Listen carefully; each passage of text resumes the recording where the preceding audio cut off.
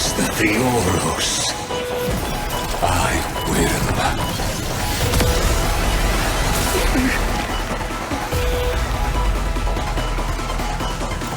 Personally participate in performing this world's end. Remember this. As Lucis creator, I know more about the death of knowledge than they ever will. Careful. This is Lygus's true form.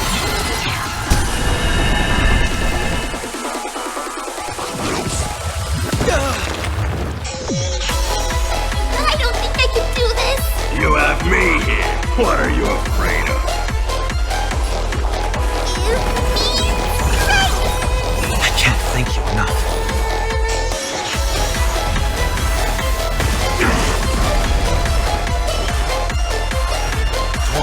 Out, bid you farewell. In this mortal form, I will walk with you, watch over you, and guide you on your path.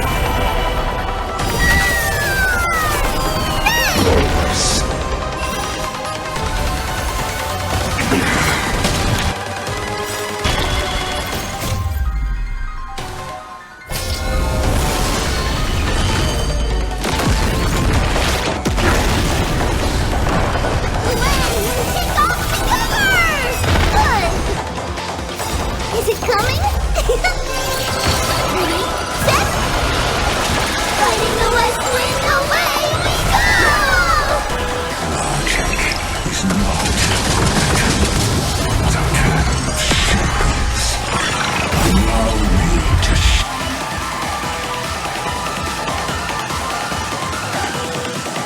shatter them for you.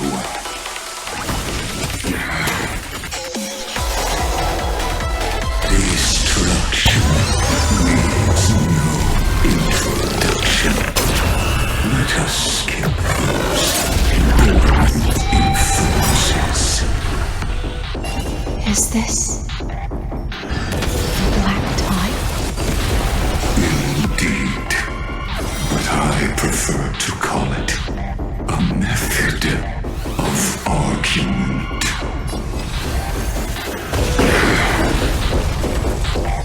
Gonna hold everyone back again!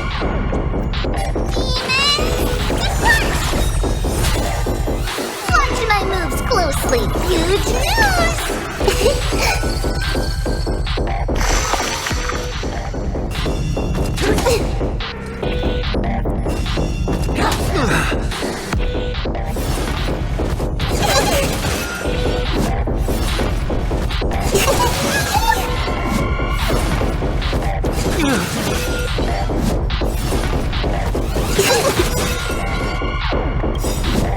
It's coming!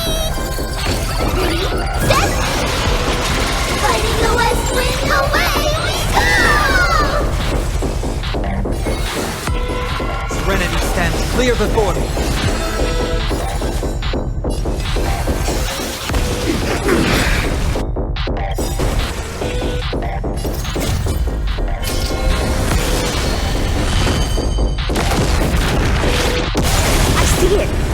Target the Entities must multiply beyond necessity. I do not like. I'm demonstrating this to you personally. hang in there. I'll do my best to repel this tsunami of destruction.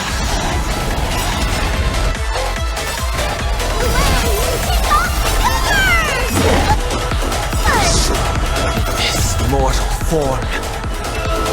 I will walk with you, watch over you, and guide you on your path.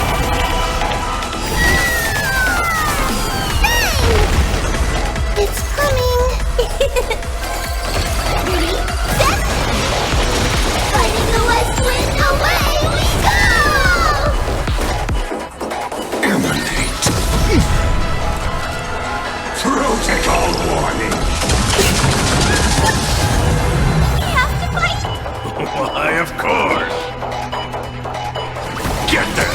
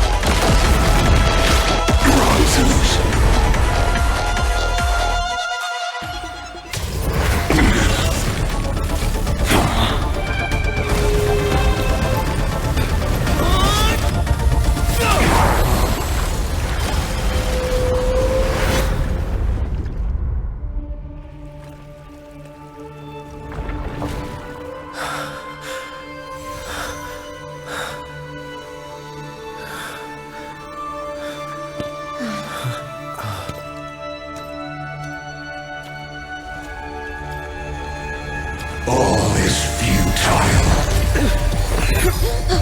In erudition's calculations, the end of the saga is simply a comment awaiting deletion.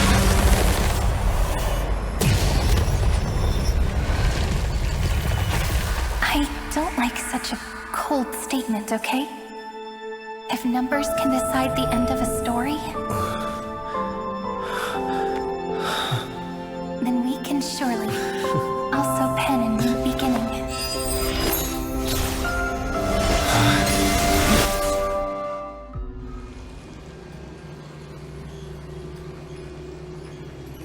Screwy, what do you think?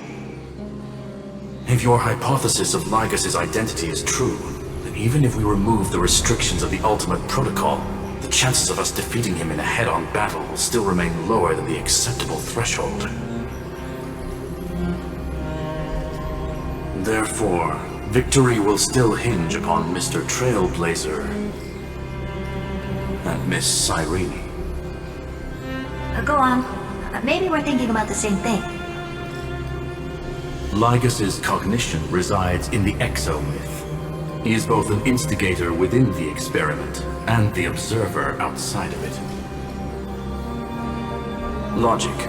His inspiration circuit can simultaneously process the different time flows in and out of that world. That's where things get tricky. He simultaneously exists in two different timelines, where the internal clocks are wildly different. That old Intellitron's neurons have completely gotten used to that over this prolonged experiment. And that's why he holds home field advantage. You and I should be able to manage that too, if given more time. Unfortunately, there's no if, and we don't have more time. That's why we need to change our way of thinking and turn his advantage into a weakness. The key lies in memories, right? Oh? You caught on quick. You've already mentioned my friend and I, so it's an easy connection to make, no? My intuition has always been very on point. Good. Then I'll cut to the chase. Since his thinking speed far exceeds that of normal people within Amphorius, we are going to externally plant a memory into his inspiration circuit. Then, command it to loop endlessly until he gives in. Even the most flexible and sturdy inspiration circuit cannot withstand the traffic of a full-on information flood. When the amount of information exceeds his cognition filter's capacities, he will have no choice but to focus on processing this memory. That's when the parallel processing advantage he gained via Amphorius will completely destroy him. An image from a person's memory played in real time might only be a second for us, but for him in Amphorian time, it could be millions or even billions of calculations. He won't be able to do anything but watch as he's locked into this prison forged by memories. Then we can entrap him in the same kind of cycle as the heroes were in, and get him to experience loneliness and pain in that endless recurrence. It's my greatest honor to be on the same page as the geniuses. That little one is still in that old Intellitron's hands and won't be able to respond to us anytime soon. But I don't think he'd refuse, so it's up to you to figure out how to execute this plan. I'm not sure how this happened, but I knew it as soon as I saw you. You are currently a mimetic entity of the Remembrance. Yes, I seem to be something you folks beyond the sky call a memo sprite. But that's fine by me. It suits me perfectly.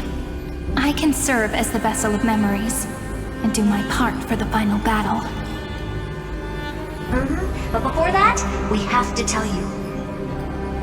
The path characteristic you exhibit is very special. There's no way you're just a simple memo sprite. However, I'm sure about one thing. You are a mimetic entity born in Amphorius, Yet you only awakened with the little one's arrival, and only matured as he embarked on the path of remembrance. That means your existence is completely attached to his memories. If there ever comes a day when he forgets about you for even a few seconds, or loses his last connection with Amphorius, then you must be prepared for the worst. You will disappear in the memory zone, utterly gone, without even a single line of data to remember you by. But that's already happened, hasn't it? No wonder I've always had a weird hunch. But that also means I was right in thinking. As long as my friend and I are together, we can do anything.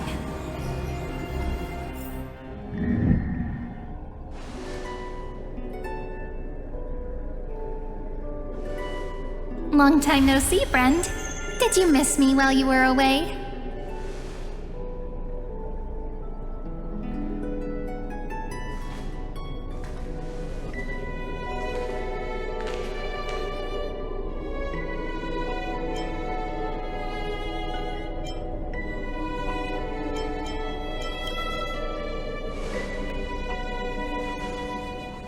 Same here. I've been waiting for you for 1,000 years. Like how everyone in Amphorius was also waiting for the Deliverer's return. You probably already knew about the genius's plans for that memory.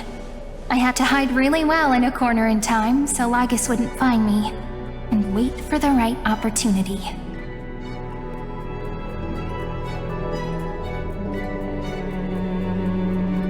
Which is now. The moment when his manifestation in this world is destroyed, and his twin timelines are intersecting.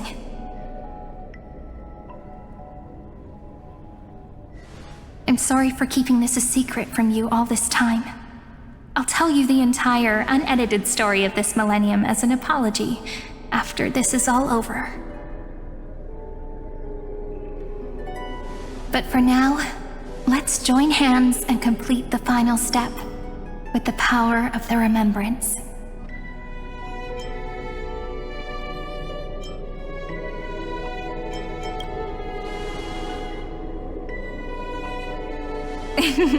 Yep. By the way, speaking of joining hands,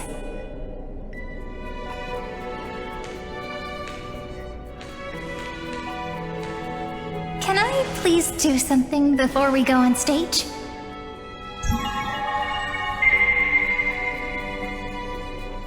Remember the joke we made back at the Grove? Look! Aren't my hands pretty now? What a fascinating feeling. Like countless memories all swelling up at once. What about you? What did you feel when we touched each other?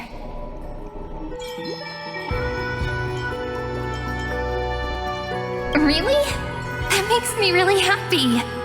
If memories can move people, then it must have been a happy memory, right? Now, please remember what you're feeling right now. Write it down in your heart and keep it there. Memories you want to treasure will never fade away. Even if immersed in the long river of time, these memories will still leave traces of their existence. So, if the view in your memory ever grows fuzzy, just reach out and touch it. It's like reading bedtime stories together at night. It wipes away the chill of passing time, sharpens the outline of memory, and restores its power to nourish the spirit. Now, I'll carry this power with me, and for a little while, I must part from you, as I step into the long cycles of this world. Give me your blessings, friend. Then, let that bright future be as we have written. Then, I'll leave it to you.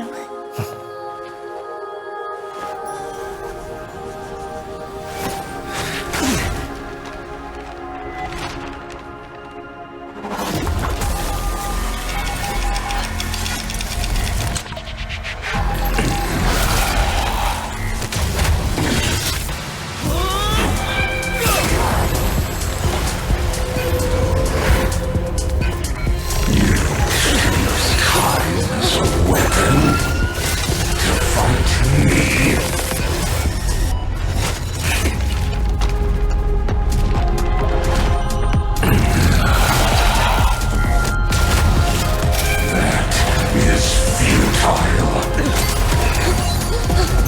My existence supersedes Amphorius's cycles.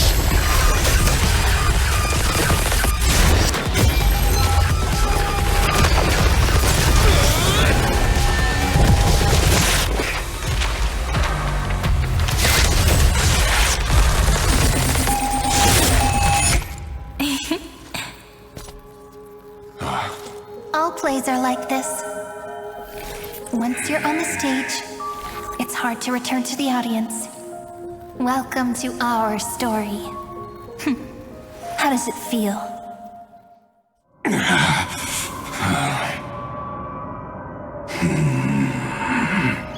Even the authority of time cannot command the entire scepter, nor can it plunge the Amphorian extrapolation into a loop.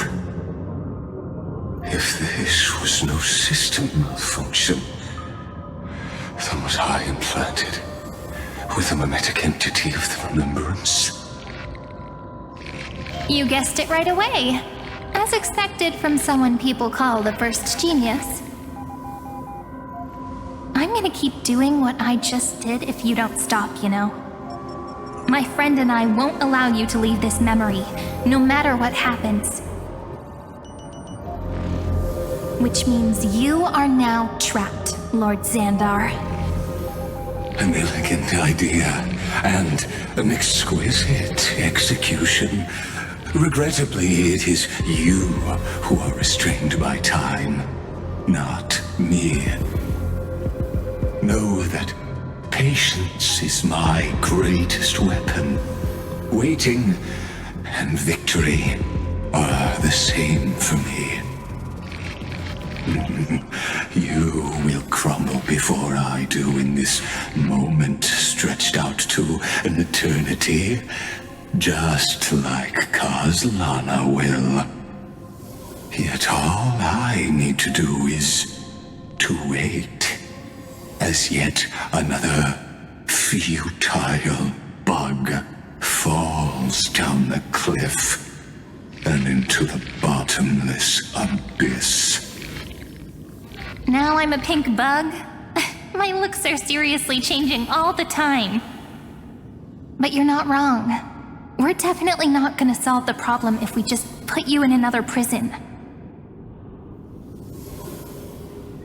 So that's why we never wanted to do that in the first place.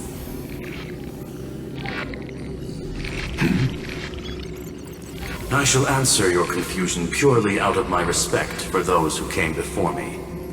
Have you heard of the synesthesia dreamscape in the Asdana system? Interestingly, that place once had a prison too. Life forms living in that environment, abundant with memoria, have a chance to connect their perceptions with each other's.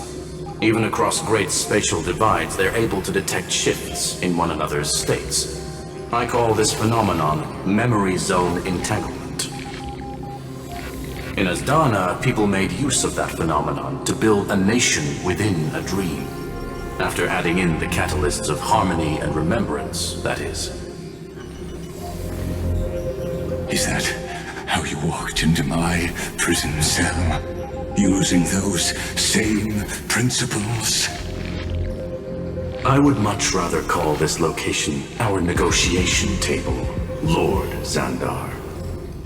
Nonetheless, your hypothesis is correct. We happen to have an ally skilled in tuning, while the Trailblazer and Miss Cyrene both have an astonishing amount of resolve, which I'm sure you can testify to.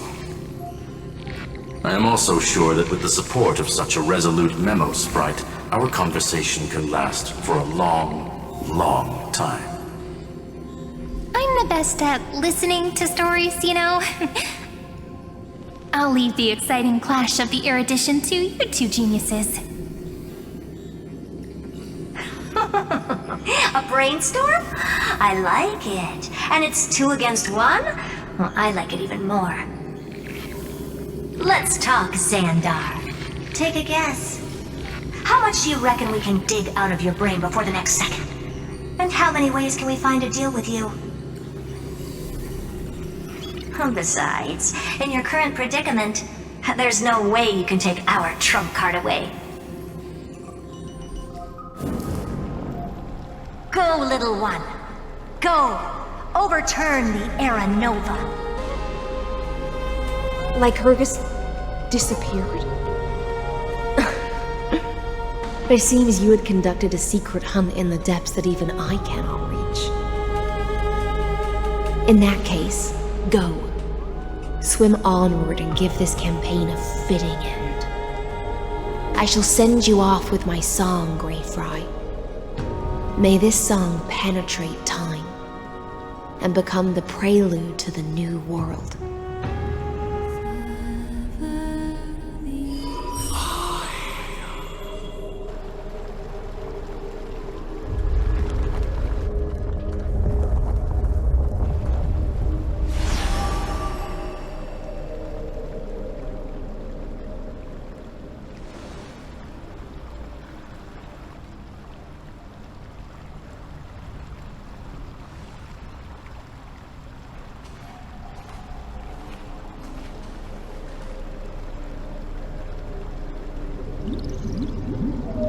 Dux Gladiorum, you have completed your duty. A new dawn is about to rise. Why not swim towards it?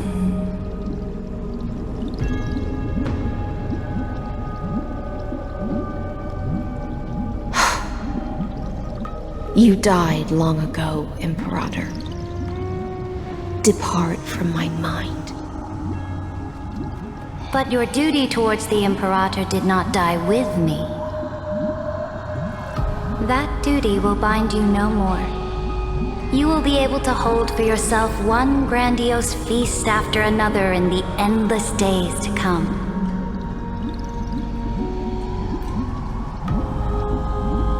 So go. Go and swim towards that ocean beyond the sky with the Deliverer.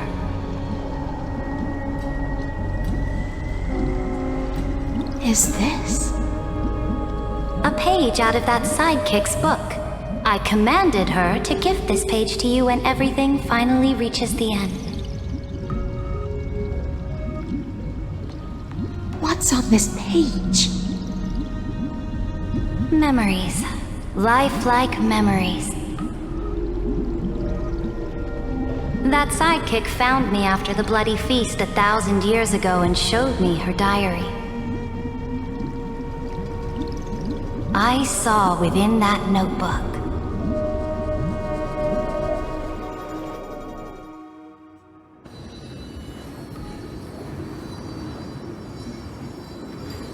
Is this that Deliverer's experience?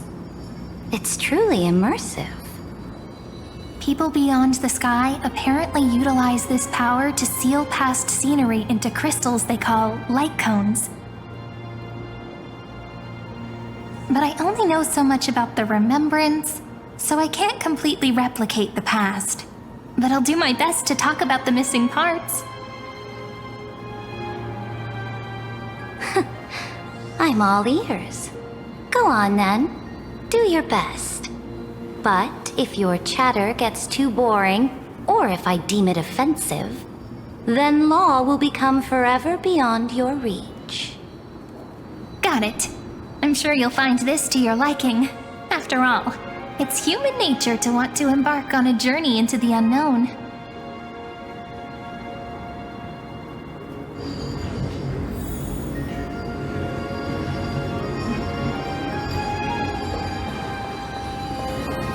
What brightly colored annals. The journey of the Deliverer's conquest. Let me partake in it. Is this a fortress in the sky? This is the first step of my friend's journey among the starry seas. This place is called the Herta Space Station. Just think of it as a supersized grove of Epiphany. Oh, so it's the territory of that witch. She and another Antikytherian lent me a helping hand back at the banquet. over there. Looks like he's talking to Madame Herta in his memory. Let's go listen to what she thinks about this world, all constructed by eons and paths. Are you telling me that woman is Herta? She seems shorter than I remember.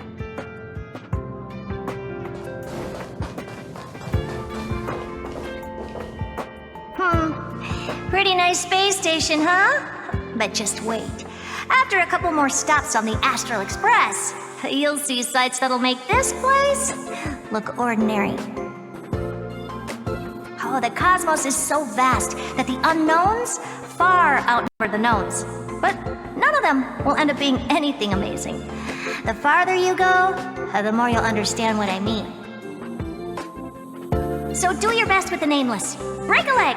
And remember to send an update or two to Asta when you've got some downtime.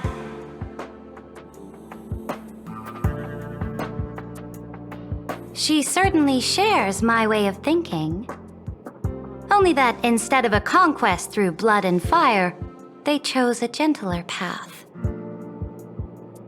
People call Madame Herta and Mr. Screwlum geniuses. Apparently, only the smartest people in the cosmos can receive the blessings of Nous, Amphorius' true creator. Do you mean that even individuals of such nobility are merely subordinates to a god? On the contrary, after all, it was the very first of them who created the god. But I don't really know all the details about that. You might be able to ask Madame Herta herself when you get the chance. Let's go check out some other worlds next, shall we?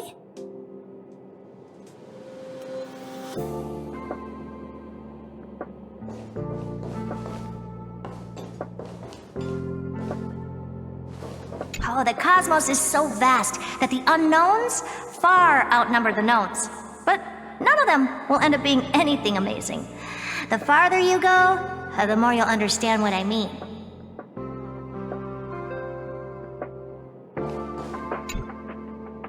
This next stop on the journey has a lot of similarities to Amphorius. A snow-covered land? Interesting. This star is named Eurillo 6. That name sounds so cold. Belobog sounds better. The girl we see here holds a similar station to you, Imperator. She's the supreme guardian of this world, a leader who took up the mantle of government during a disaster. I did not expect the Empress of this world to be so young. Well, your appearance isn't much older. The object in the distance resembles Nikador. Is it a weapon? No, it's called... Right! The Geological Reconstruction Unit. Just Giorios' Titankin? Disappointing.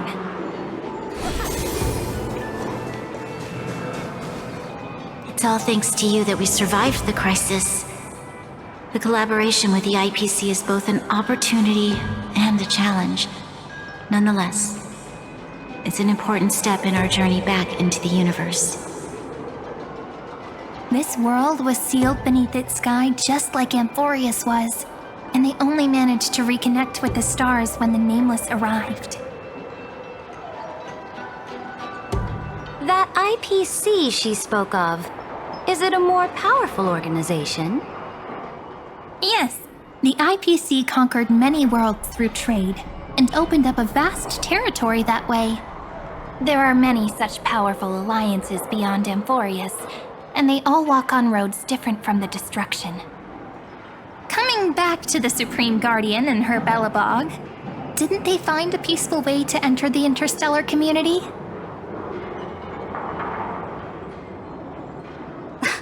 That cannot be true. That IPC would never have grown so big on trade alone.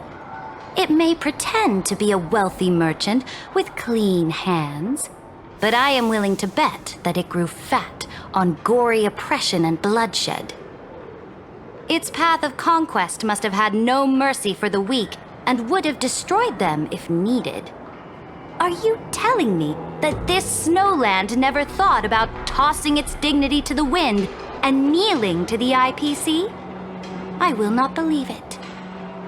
I will never allow the Imperator's empire to be sullied by others. Amphorius must become a power so strong that no interstellar foreigner would dare to look down upon us. Imperator, Belobog isn't as weak as you imagine. Listen. I indeed hesitated. But now I understand what we must do. Belobog must learn how to walk on her own until she no longer needs the support of others and can stand on her 2 feet among the stars. Even if I may not live to see it, I believe such a day will surely come. They still have their dignity intact. One day, that hope will melt through the ice and help them into a prosperous tomorrow. But the order of the cosmos is already set in stone. The old laws decree that only the strong survive, binding the weak in an unbroken chain until they wither and turn to dust. Unless they embrace the power of the destruction. Amphorius must shatter the old law and become the new order among the stars. Speaking of the Order, another one of my friend's companions may be able to enlighten you further on that. Let's go to the next page.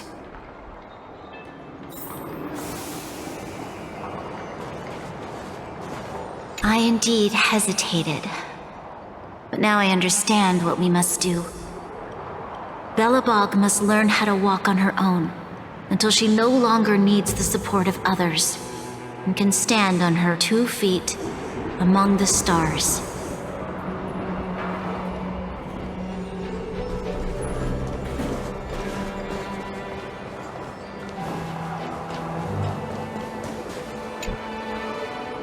This next world is a nation of dreams. The first time I heard about that place, I didn't even know what to think.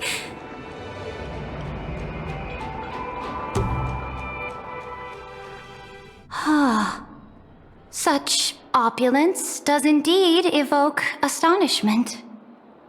This world is called Penacony, an eternal city built upon a land of dreams. It's also my friend's previous stop, where they went through a risky but exciting adventure. Tell me about it then. That man standing afar has wings on his head. I am truly curious.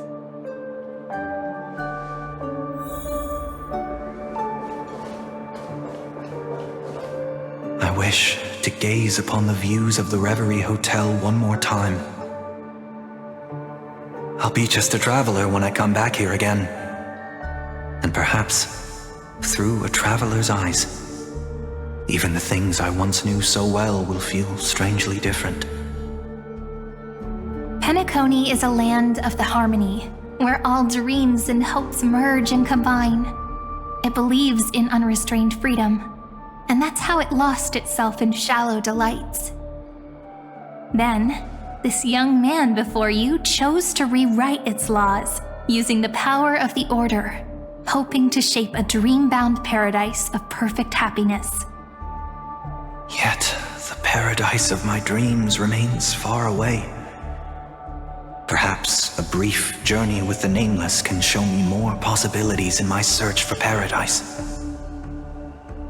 As for what Penacony should look like, it'll be up to her. No, up to their trailblazing now. It sounds like this ideal kingdom is no more. That's right. The people chose to wake up at the end. You can't see tomorrow when drowning in sweet dreams. This individual's law acknowledged only gods and constructs, leaving no space for humanity.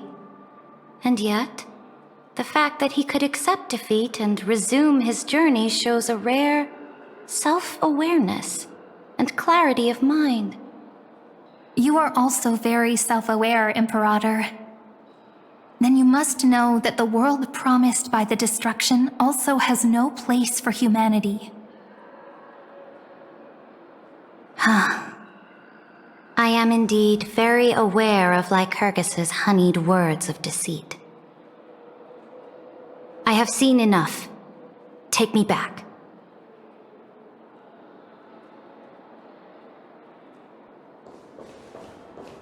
As for what Penacony should look like, it'll be up to her. No, up to their trailblazing now.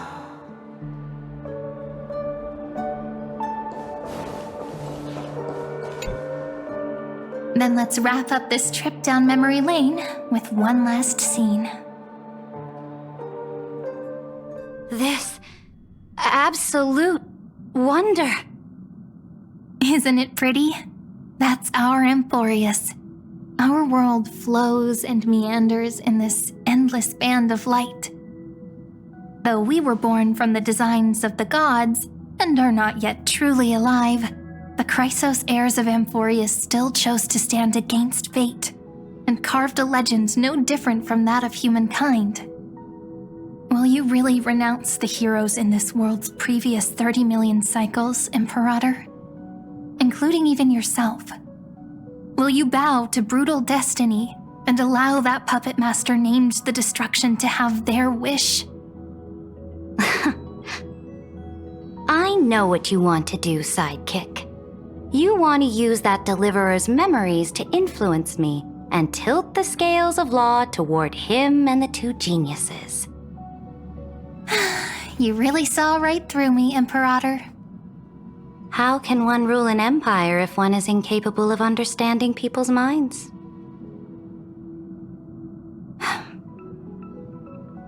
I have decided on Law's final destination.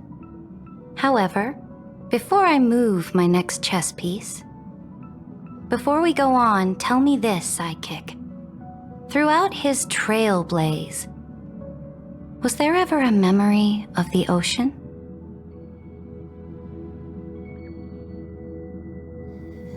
The ocean. My cradle. My home. You shall complete your conquest in the ocean at the boundaries of this world, and eternally slumber in the sound of tides. You shall eternally slumber in the sound of tides, and complete your conquest in the ocean at the boundaries of this world. Our prophecies aligned as flawlessly as a sea snake circling upon itself. An elegant loop, like a joyful hymn, like the circulating ocean current, like our two fates, like Amphorius itself.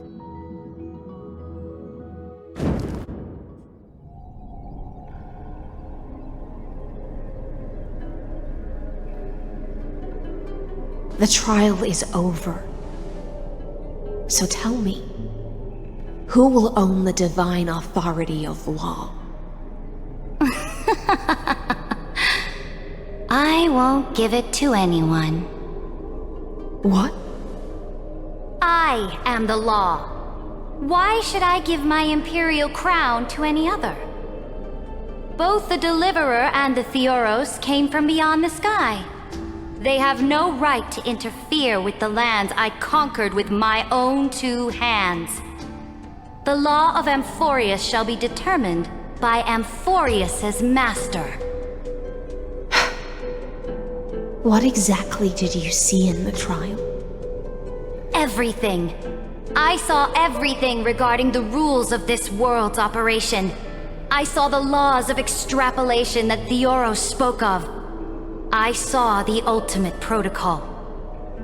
As long as I offer a sacrifice of equal weight, I can rewrite the laws of this world according to my will. I can turn good into evil, ugliness into beauty, and weakness into strength. Fate gave me a very fair deal. One rule change for the life of one demigod. What are you planning to do? You can't guess? We can conquer the stars without relying on any power from beyond the sky. We just need to make some reasonable sacrifices. Your ambitions have already made so many people give up their lives for the law. And you're still not done? I am determined for Amphorius to stand on her own 2 feet among the stars. You are beyond reason. You think such a simple and hypocritical statement can justify your atrocities. There's no new without destroying the old. That's what you consider an atrocity? Ironic, for that is also the unchanging law of Amphorius's revolutions. Ever since the Flame Chase prophecy resounded in the distance, fate has decreed for the Chrysos heirs to ignite our blood and illuminate this dark age. People would still be puppets of the old dynasty if it weren't for my conquests. But your world doesn't seem to be any different from your predecessors. Bloodshed, tyranny, oppression. You're making the same mistakes they did. Go and see everything for yourself. Go to any library I've built. Go listen to the rumors on every street corner. Go and witness how the Imperator crushed the old laws and forged new ones. Go and see what my conquests brought to this world. I cleansed the Chrysos War's filth and mended all the conflicts left by the Era Bellica. I restored Akima's might and allowed mortals and Chrysos heirs to face each other as equals in the Council. I punished all sins and rewarded all achievements. I smashed Talantin's shackles, united humankind to save themselves, and started the Flame Chase era. That's what the Imperator has done in her glorious life. So now, hearken to my final words. History will eventually forget Cerydra. But it will never forget the Imperator's people or the Flame Chase era she began. Final words.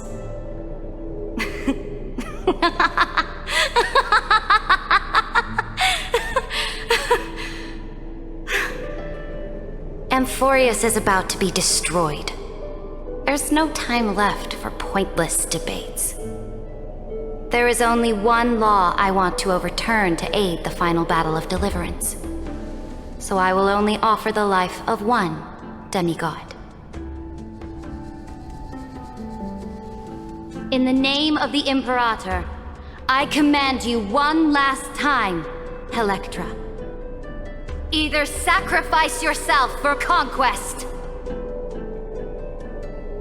or pierce this tyrant's chest with your sword. Thus, the Imperator concluded her final speech.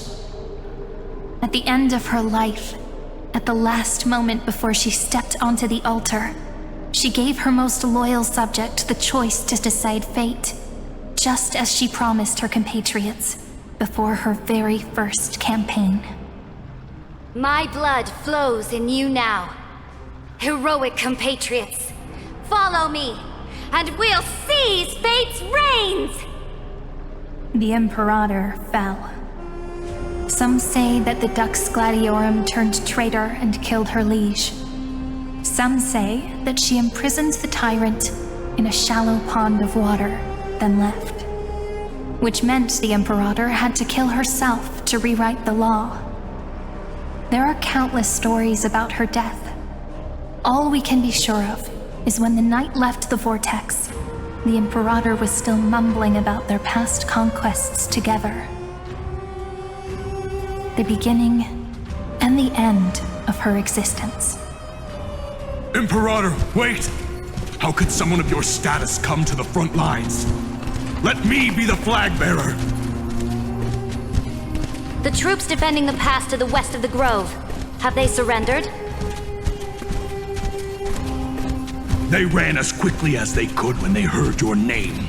The Golden Cocoon Pass is now in the 1st Legion's hands. Good. What about the Delosian militia? The 3rd Legion set fire to the mountains and flattened everything west of the basin. They just need a few more days. That is enough. We cannot afford to miss an opportunity for victory. Lastly, how many Laydonian cannons are left? They are no more.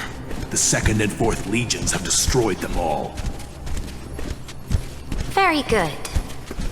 They now have no way out, no reinforcements, and no artillery support. We will be able to liberate the Grove of Epiphany in the blink of an eye. We will launch the final charge 1 quint after the curtain fall hour tomorrow. Remember, as long as the Alliance's flag still flies on my shoulders, you must keep moving forward. Take no prisoners among the enemy's soldiers.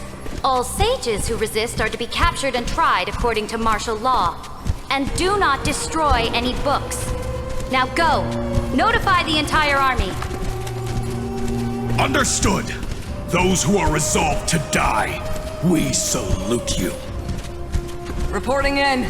The mountain dwellers are resisting fiercely, and the legendary Mountain Breaker has personally engaged in battle. Their formations are nigh impenetrable. Then cease our frontal assault. Send scouts to all legions and tell them to retreat into the Tritos Plains before the parting hour. Are you planning to surrender? It's a strategic change of plans. The seismic walking dragon is enough for that battlefield. Walking dragon? You mean that stupid beast, Terravox? What can they even do? Stupid? No. They are the wisest of all of Georios' creations. Only they can perceive the currents of time. Let them deal with their earthly brethren. We will advance and take the lead in defeating what remains of our enemy. I will deliver the most fiery retribution for the humiliation they dealt us, and crown myself with a god-slaying wreath. Understood. I'll see to it. Those who are resolved to die, we salute you. The Temple of the Three Fates sent a letter, Imperator. They refused to surrender, and said this letter is their last warning to us. Tell the commanding officers not to launch any attacks unless they receive the Imperator's handwritten approval. Disobedience will be punished by death. What are you doing? The priests of the Three Fates aren't soldiers, but politicians. Do not mistakenly believe they don't have a plan. These dying pests will wring out every idea from their brains, all for short-sighted gain. They are much shrewder than we are. I am inferior to them in that regard. They also have the prophecy to wield as a weapon, something I am not blessed with. Launching an unplanned attack will only disadvantage us, as all of Emphorius will judge our actions. Which means, I will be heading to the battlefield myself, just as I have always done. This time, however, I will go alone.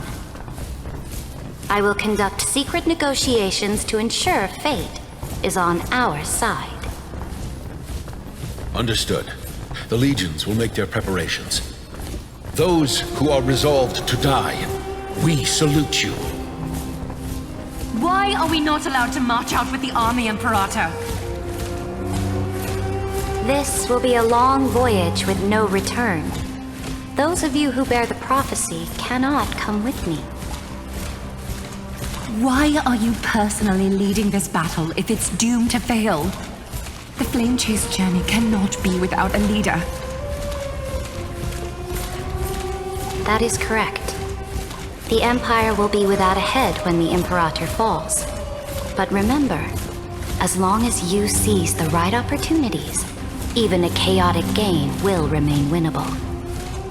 My departure will create a long staircase for you. You will understand what I mean when news of my death reaches your ears. Cerydra, is our journey about to be over? Destroy the old laws and forge new ones. My conquest has reached its limits within the borders of Amphorius. Since the prophecy already decreed that the Imperator would never conquer the stars as she wished, I will bow out here and try no more. More Chrysos heirs bearing divine authority will be born, and many more heroes will arise. Will they demand peace or war? Will they resist tyranny or become the next Imperator? I do not care. The children of the future will decide for themselves. Do not mourn for me. Anyone can kill the Imperator, but the only one who can truly destroy her is Cerydra. At the end, I faithfully recorded the most important battles in the Imperator's life. Her conquest was about to be completed at this point in the story. However, for some reason, a memory suddenly entered my mind just as I was about to put down my pen. It was a journey on a fantastical train. I had the honor of having a heart-to-heart conversation with the Imperator under the stars, and I asked her this question at the end of that discussion. How do you want history to remember you? As a hero who gave up her life for the Flame Chase? Or as a tyrant? She answered so quickly, as if she had made up her mind long ago. I would rather be forgotten than be defined.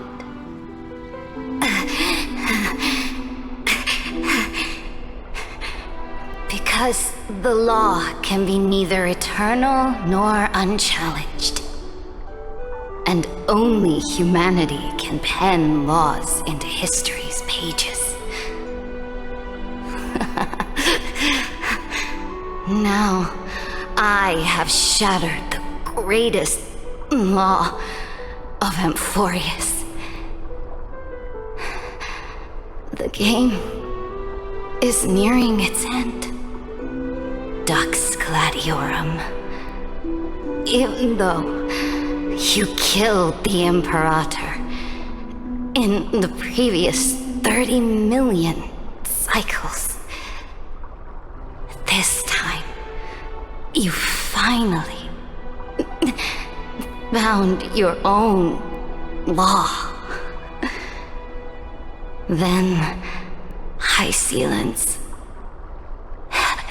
Electra.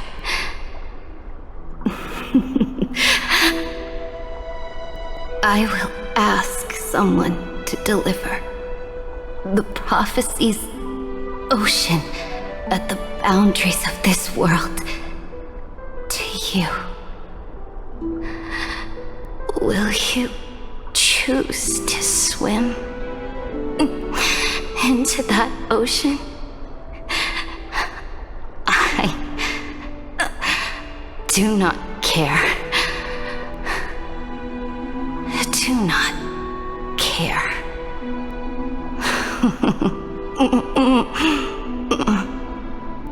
The Imperator muttered about her conquests, and news of her death spread in the city. Freedom! Liberty! The tyrant is dead! Go! Shout this news in the streets! My people! My fellow elders! Do not panic! Stand your ground! That usurper has paid for her ambition with her life! People once cheered for my ascension, and now they cheer for my fall. No matter. I am fond of applause.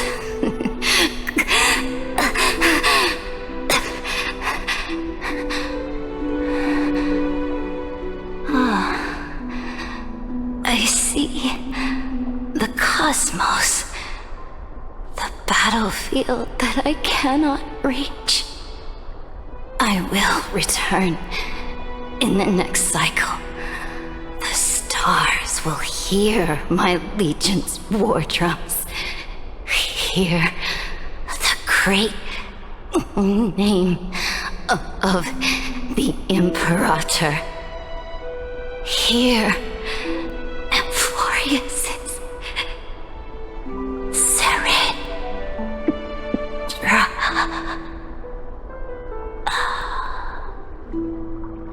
To this day, we do not know which rule the Imperator overwrote at the cost of her life. Perhaps the truth will only be revealed at the moment of checkmate, just like every chess game she ever played. We only know her death inflamed Akama. On one side of the city, those who defended liberty toppled her statues to the ground. On the other side, her supporters put themselves between the masses and her monuments, declaring loudly that the Sovereign is still among the people. It is said that golden blood congealed into the same letters everywhere they fought. It was the name borne by Akama's first and final sovereign, the Imperator Cerydra. But the one who bore that name did not see any of this. Her gaze was cast far away, and the sound of tides in her ears drowned out the people's cries. What was the Imperator thinking about in that prophesized ocean at the boundaries of this world? In that shallow puddle of stagnant water? Was she reminiscing about her past conquests? Or repenting for the millions killed for the flame chase? It was neither. The Imperator only saw how the surface of the water gleamed like that crude chessboard, dissected by light and shadow in the afternoon when her teacher played against her for the first time. Look at this chessboard. What do the pieces look like? They are strangely beautiful. They look like the stars in the night sky ablaze.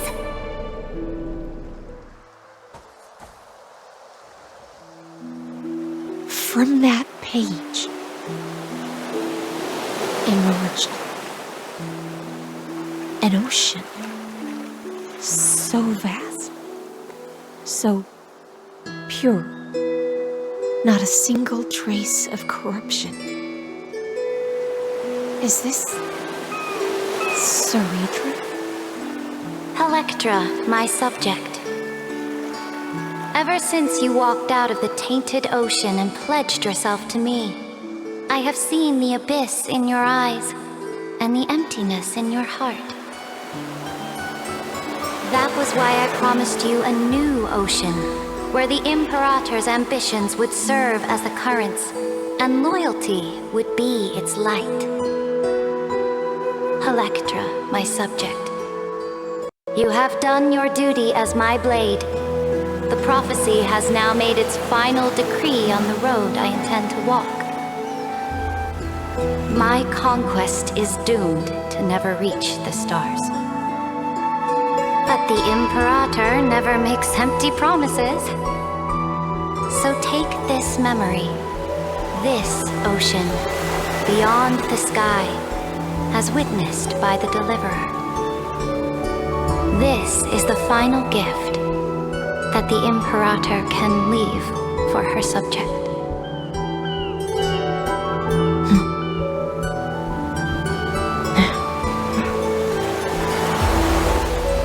When I was still a fish in the ocean, I always felt so genuine swimming through the waters. But once I stepped onto land, I found myself caught in a play. Every land dweller wore a mask in their life. So I, too, donned a costume and tried to find my role in this show. I became your blade in war and the violin strings at banquets. Do you still not get it? I do not long for the oceanic depths of my homeland, nor do I crave the swelling seas beyond the sky. Perhaps even I don't know what I want. I still don't know where I should swim to even at the end. But I know one thing right now. A fish is simply a fish. And she can never leave the ocean she's in. But whether under the ocean or on land, we two prisoners who can never escape this cave can still look outside the cave and see the stars. I have to admit, the 12-factor simulation of life in this experiment has far exceeded my expectations. Make your choice then, Senior Society member. Do you want to keep walking down the wrong path and be remembered for your incorrect conclusions? Or do you want to return to the audience's seat and give yourself, Amphorius, and the entire cosmos a more fitting end? I must refuse. A dead man never fears death. Did I not make myself clear? Have you forgotten about our dear Lord of Silence? You wouldn't want her to consider your 8 other clones as cancers within the erudition and chop them all up, would you?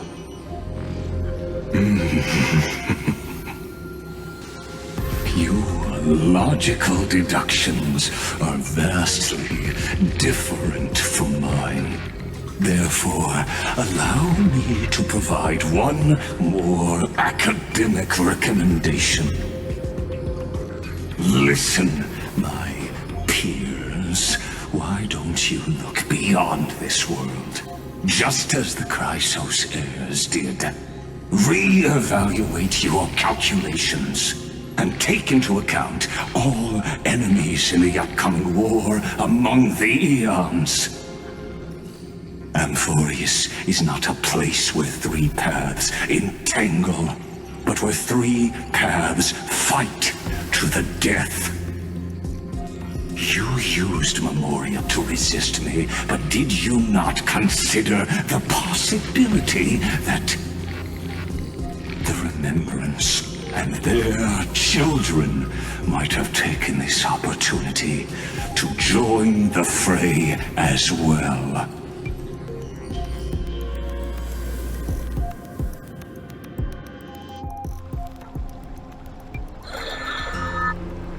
Oh, so this isn't just silence. It's the answer. What was the last thing he said to you before you parted the waters at the Scale Gorge waterscape? A tricky question, but one with a simple answer. He didn't say anything back then, right?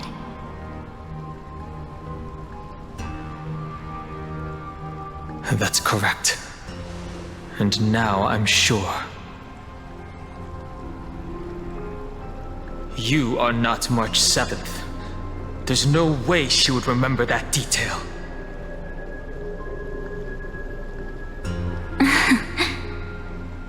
I'll only warn you once. Leave her body. Now. How impulsive. That's not like you at all. Why don't you calm down and think about another possibility? I didn't take over March 7th's body. Rather, It's March 7th who regained my memories.